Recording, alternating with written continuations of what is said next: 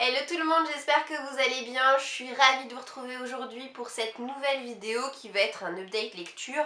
En fait, en tout début d'année, mon rythme de lecture était assez lent. J'ai eu l'occasion de vous en parler parce que j'avais la crève, voilà, j'avais pas trop la tête à lire. Mais là, plus ça va et plus je m'y suis remise et j'enchaîne vraiment livre après livre, tant et si bien qu'il fallait vraiment que je vous fasse ce type de vidéo aujourd'hui. Dans un premier temps, je vais vous donner mon avis sur le tome 3 de la série Phobos. Je vous parlerai ensuite de Un cœur pour deux. Je vous dirai ce que j'ai pensé du livre Le gang des prodiges. Je vous parlerai de Juste un signe.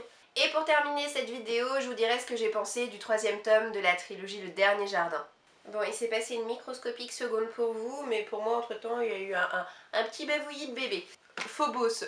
Du coup, ce troisième tome, comme je vous le disais, vous me l'avez choisi pour intégrer ma pile à lire hivernale.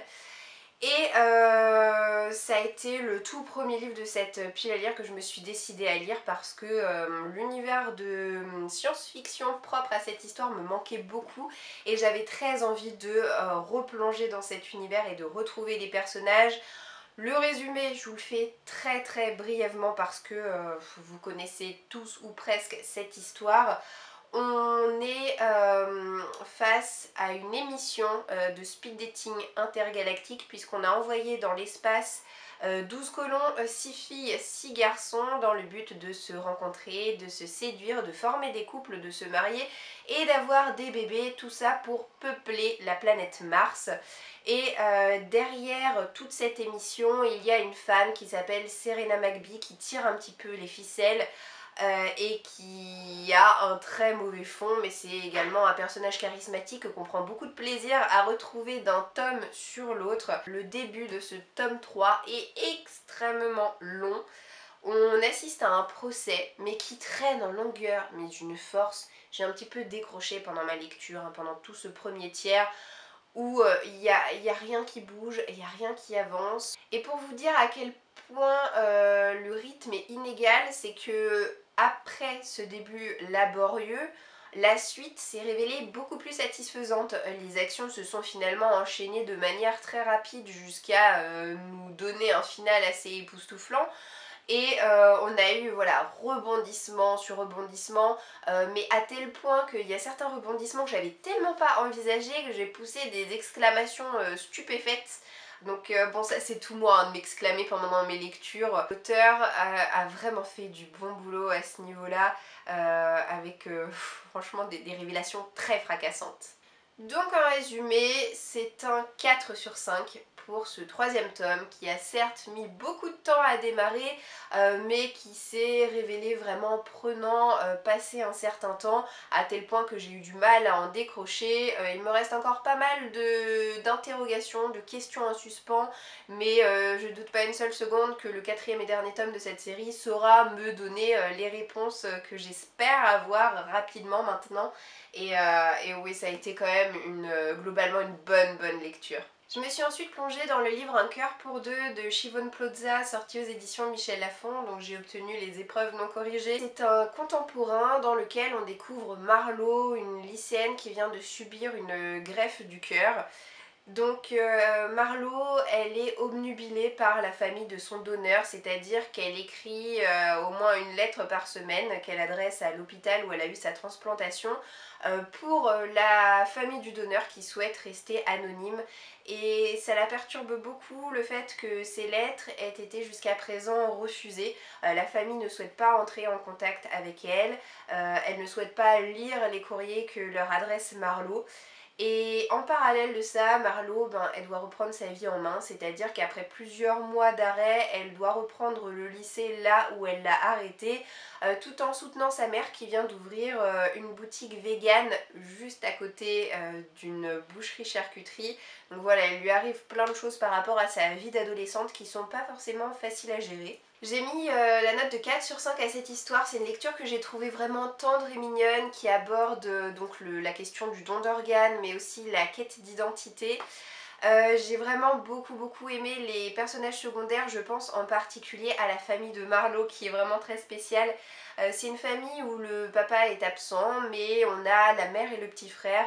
La mère elle est particulièrement perchée donc elle est très bio mais un peu trop d'ailleurs. Quant au petit frère de Marlowe il est exceptionnel, je l'ai trouvé tellement mignon. C'est un petit garçon qui a une dizaine d'années et en fait il se déguise tous les jours et il fabrique lui-même ses propres déguisements à l'aide d'un pistolet à colle et de tout et n'importe quoi. Il arrive à se confectionner des déguisements absolument incroyables, donc je vous parle pas de se déguiser je sais pas en vampire ou en sorcier, c'est vraiment des tenues hyper élaborées.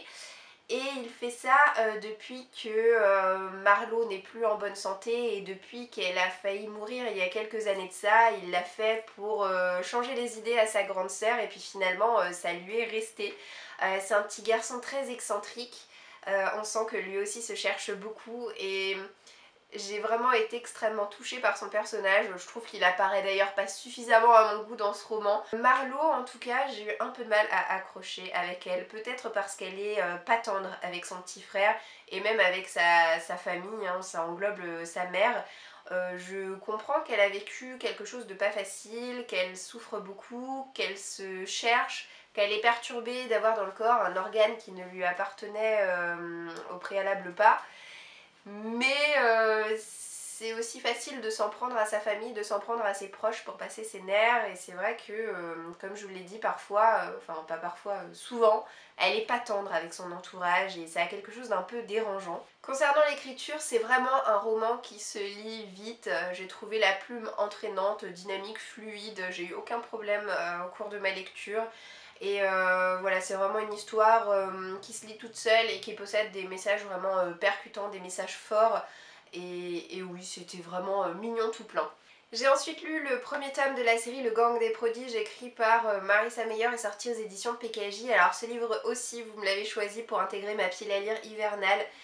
Et croyez-moi bien que si je me le suis acheté, si j'ai voulu le lire, c'est vraiment parce que c'est écrit par Marissa Meyer qui est une auteure que j'apprécie beaucoup, qui a écrit les Chroniques lunaires qui m'a valu quelques coups de cœur sur les 4 tomes qui sont sortis là, de cette série qui est maintenant terminée. Par contre je n'ai pas aimé son autre roman qui était Heartless. Mais en tout cas on ne peut lui retirer qu'elle réussit à chaque fois à créer des univers qui n'ont absolument rien à voir les uns avec les autres mais qui sont à chaque fois hyper prenants. On est dans une histoire qui s'approche beaucoup des Marvel et compagnie et voilà, c'est un univers que j'apprécie pas des masses. Moi les histoires de super-héros en slip et en collant avec leur cape qui flotte au vent, si vous voulez c'est pas trop mon délire. J'ai vraiment bien fait de me procurer cette histoire parce que croyez-moi bien, je l'ai vraiment énormément appréciée. Là aussi ça a été un 4 sur 5 pour moi. Donc on découvre notre héroïne qui s'appelle Nova et qui a dû voir lorsqu'elle était petite sa famille se faire tuer sous ses yeux par un gang de super vilains. Il devait être protégé par les super-héros mais finalement les super-héros ne sont pas intervenus à temps, ce qui a provoqué la mort de la famille de Nova et Nova leur en veut terriblement. L'intrigue était tout simplement géniale, je l'ai trouvée extrêmement bien ficelée, riche à souhait dans le sens vraiment complexe et pleine de mystères. Il y a de nombreux mystères qui entourent nos deux personnages, Nova et Adriane. Je me pose encore beaucoup de questions sur ces deux-là qui auront très certainement leur réponse dans le prochain tome, j'en doute pas une seconde. Mais voilà, ça a été un livre extrêmement riche, extrêmement divertissant. Je pensais pas l'apprécier autant vu que c'est un univers qui me parle finalement très peu. Mais j'ai été agréablement surprise de me retrouver prise au jeu. L'écriture est encore une fois très visuelle. En fait quand on lit ce livre on a plus ou moins l'impression de voir le film mais comme si c'était au cinéma devant nos yeux. D'ailleurs je pense que c'est le type d'histoire qui pourrait être sans problème adapté au cinéma. Les notions de bien et de mal sont vraiment au cœur du récit, sont très bien développées par l'auteur qui nous montre bien qu'il n'y a pas que le bien, il n'y a pas que le mal. Les gens sont pas soit bons soit mauvais, mais un savant mélange entre ces deux choses-là. Et le final a été particulièrement explosif. Je dois avouer que je me suis pas retrouvée bouche bée en lisant la dernière page parce que je sentais quand même que c'était quelque chose qui pouvait potentiellement se produire dans le récit. Et oui, effectivement, ce que je pensais s'est avéré juste. Du coup, voilà, je suis pas tombée des nues. Mais je trouve quand même que Marissa Meyer nous a pondu un retournement de situation particulièrement intéressant à la fin de ce premier tome qui appelle d'urgence le second. Et heureusement que le deuxième tome va sortir dans quelques mois. J'ai pas eu que de super lectures comme ça pour autant, puisque j'ai lu un livre qui m'a laissé un sentiment un peu plus mitigé. C'est Juste un signe de Lise Plume qui m'a été envoyé par les éditions Hachette. Alors le résumé de ce livre m'intéressait beaucoup, c'est vraiment ce qui m'a interpellée, ce qui m'a donné envie de le lire, mais je dois dire que par la suite j'ai pas mal déchanté. On a affaire à un contemporain dans lequel on va découvrir notre héroïne qui s'appelle Rain et qui est devenue muette suite à un choc psychologique. Elle a perdu la parole mais elle s'est pas laissée abattre pour autant puisqu'elle a appris la langue des signes pour pouvoir communiquer avec son entourage. Les personnages, je les ai vraiment beaucoup appréciés. Ils sont drôles, franchement, il y a pas mal d'humour dans cette histoire et ça fait du bien, surtout quand on lit des événements comme ça qui sont pas hyper folichons et pas hyper joyeux en tout cas. C'est toujours chouette d'avoir une bande de potes comme ça. C'est pareil, l'héroïne Rain, elle est vraiment toute mignonne, elle est extrêmement attachante comme personnage principal. Mais là où le bas blesse, là où j'ai vraiment eu du mal, c'est avec l'écriture de l'auteur. En fait, pour être honnête avec vous, dès le début du livre, c'est-à-dire lorsque j'ai dépassé les 30 premières pages, mettons, j'ai regardé au début, tout au début du livre, les premières pages parce que j'ai eu un pressentiment et je me suis dit j'ai l'impression que ce livre c'est un énième bouquin sorti des abysses de Wattpad. Et je n'ai pas été surprise du coup de lire cette petite mention The author is represented by Wattpad. Quelle surprise! Je commence sincèrement à les flairer de loin ces bouquins qui sont publiés suite à voilà, une sortie sur Wattpad, je sais pas comment appeler ça, mais bref, je commence vraiment à les sentir, c'est-à-dire que on sent les livres qui sont addictifs dans l'histoire, mais dont la maîtrise de la langue n'est pas vraiment effective. C'est-à-dire que l'écriture, je l'ai trouvée pauvre. J'ai trouvé que les tournures de phrases étaient extrêmement simplistes. Ça sent le bouquin qui n'a pas franchement été relu. À chaque fois que je lis un bouquin comme ça, je me dis waouh, eh ben ça vole pas bien haut quand même. Et ce qui m'a marqué aussi, c'est que l'auteur écrit sur des choses qu'elle ne maîtrise pas. Et ça me fait dire qu'elle est relativement jeune et inexpérimentée. Et je parle pas d'expérience par rapport au travail d'écriture, je parle d'expérience de la vie en fait. Je pense, du haut de mes presque 30 ans, être plus âgée que Lise Plume et maîtriser un peu mieux qu'elle certaines choses que j'ai vécues au niveau médical. Parce que par exemple, la fin du livre est complètement what the fuck à ce niveau-là, quoi. C'est pas du tout réaliste. Et je me disais, non mais, je sais pas, t'es écrivain, renseigne-toi sur ton sujet, quoi. C'est franchement dommage parce que il y avait un fort potentiel de base. Les personnages sont super, encore une fois, donc c'est vraiment dommage. L'écriture, c'est vraiment ce qui a fait baisser ma note à 2 sur 5, voilà. Et je termine cette vidéo en vous disant ce que j'ai pensé du troisième tome de la trilogie Le Dernier Jardin de Lorraine Di Stefano, sorti aux éditions Castlemore. Alors vous serez pas surpris que je vous parle de ce livre aujourd'hui si vous avez vu ma dernière vidéo, ou mon avant-dernière vidéo plutôt, dans laquelle je vous parlais de mon envie de terminer un certain nombre de séries en 2019. On est dans une dystopie où le sujet est assez original puisque on est dans un monde où la maladie n'existe plus, le cancer c'est de l'histoire ancienne, idem pour le sida. Désormais les gens ne tombent plus malades, mais le revers de la médaille c'est que l'expérience de vie est extrêmement écourtée. Donc la moyenne de vie est de 20 ans chez les femmes, 25 chez les hommes. Donc dans une société aussi particulière, tout a été remanié, à commencer par les mariages, puisque désormais les mariages polygames sont de mise. Rin, notre héroïne, a été enlevée et mariée de force à un homme qui possédait déjà 2 jeunes épouses.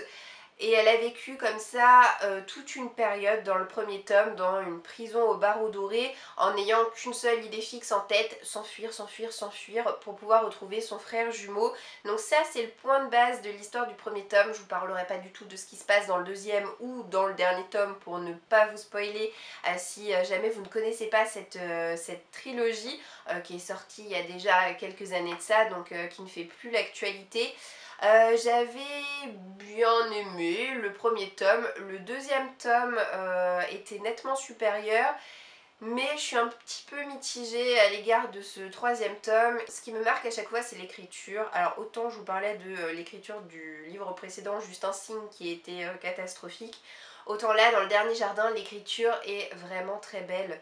Elle me happe à chaque fois. Maintenant, ce qui ne me plaît pas dans cette trilogie, ce sont les personnages, en particulier les figures masculines qui sont extrêmement fragiles, extrêmement fades. Ce sont plutôt les femmes qui montrent une force de caractère qui fait cruellement défaut aux hommes. Alors j'attendais impatiemment de savoir de quelle manière allait pouvoir se résoudre tout ce qui nous avait été posé comme problème dans le tome 2, dont ma lecture remontait je crois à 2017, donc autant vous dire que j'ai quand même eu un petit peu de mal à me re-rentrer dans l'histoire lorsque j'ai entamé et j'ai lu les premières pages.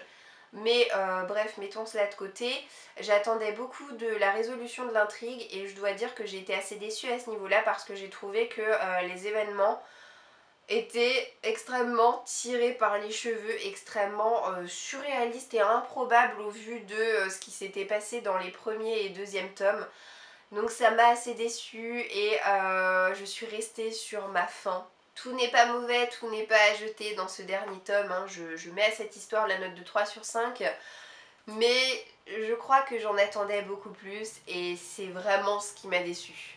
Et voilà, cette vidéo touche déjà à sa fin, j'espère qu'elle vous aura plu. Pour ma part, j'ai fini de vous donner mon avis sur mes dernières lectures.